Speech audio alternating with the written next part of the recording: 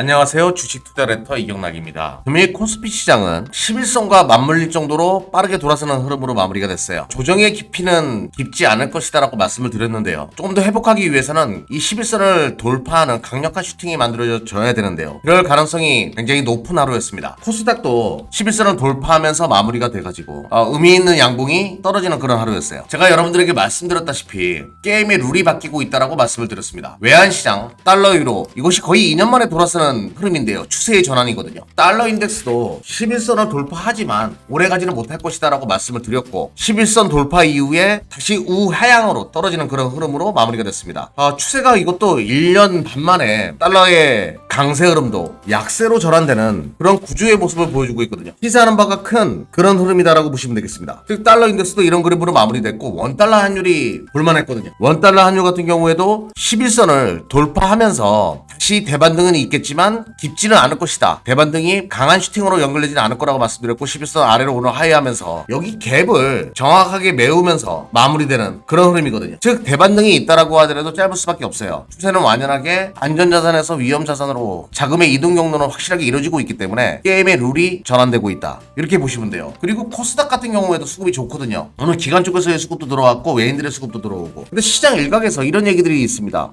새로운 테마가 아니라요. 새롭게 떠오르는 업황 중에 기존 메모리 반도체에서 매출이 찍히던 기업이 비메모리 쪽으로 영역이 확대되고 있는 거. 비메모리 쪽은 AI 시장 개화로 인해 가지고 그 영역이 굉장히 넓어지고 있거든요. 그러다 보니까 그쪽과 연결되는 기업들의 실적이 계속 좋아요. 리노공업의 실적이 좋았던 것처럼 호구핀을 전문적으로 만들어내는 리노공업의 실적이 이번에 좋았거든요. 그래서 주가가 계속 올라가고 있는데 이 비메모리 쪽은 지속적으로 성장을 하고 있다라는 그런 분위기가 만들어지고 있거든요. 한번 시장 한번 보자고요. 그래서 오늘 기존 메모리에서 비메모리 쪽으로 그 사업 영역이 확대되는 종목들을 좀 설명드리려고 하는데요. 굉장히 많이 있습니다. 근데 오늘 짧게 좀 설명드려보도록 할게요. 이번에 영업이익이 420억이 나오면서 비메모리 쪽은 여전히 좋구나. 영업이익률이 46%. 리노공업 같은 경우에 리노공업도 참 투자 매력도가 높은데 리노공업은 그래도 비메모리 쪽에서 이미 인정받은 기업이다 보니까 그 성장의 한계가 조금 있어 보이거든요. 물론 뭐 비메모리 쪽에서 성장한다는 전제를 깔았을 때는 여전히 투자 매력도가 높지만 메모리에만 매출이 찍히다가 비메모리 쪽으로도 그 매출의 확대, 매출 비중이 확대되고 있는 기업들 하나씩 한번 설명드리는 시간 좀 가져보도록 할게요. 오늘 ISC로 좀 설명드리겠습니다. ISC도 주가 흐름은 이런 그림이거든요. 그동안 뭐 시장 대비해서 견고한 흐름으로 경계된 건 맞고 굉장히 좋았죠. 그 이유는 이제 비메모리 쪽에서의 매출 비중이 63%까지 올라왔어요. 실적도 계속 좋은 흐름을 계속 보여주고 있고 3분기가 158억인가? 그 정도 나왔을 거예요.